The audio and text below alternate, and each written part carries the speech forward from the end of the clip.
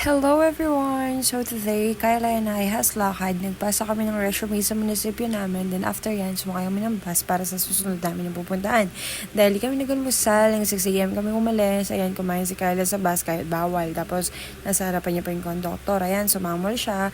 Then after that, sabi niya, unang kagat, papel lahat. Tawang-tawa nga ako sa kanya dyan. Tingnan nyo yan, diba? Tawang-tawa ako. Ayan, nagreklamo talaga siya. Papel daw lahat. Pero sarap na sarap siya, be. Di ko alam kung nasasarapan siya o gutom na gutom lang talaga tong baliw na to. Ayan, ayan. Tapos ayan yung mga resume namin. Patuloy lang siya sa pagkain.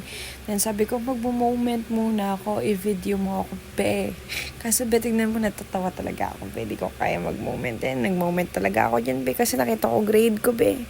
Tapos ayun, kumain na muna kami. Dahil nilibre kami ng teacher namin sa Eat All You Can. Ayan, tinira ni Kyla ang crispy pata.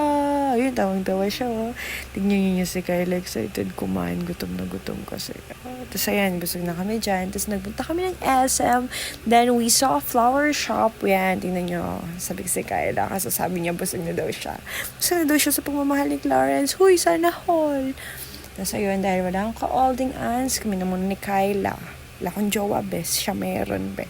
Sabong na ako. Tapos then, ayun, after that, umuwi na kami sa Makabebe and now we are with Ate Candy para bumili ng spaghetti for Tatay Money per day, dad ni Kyla.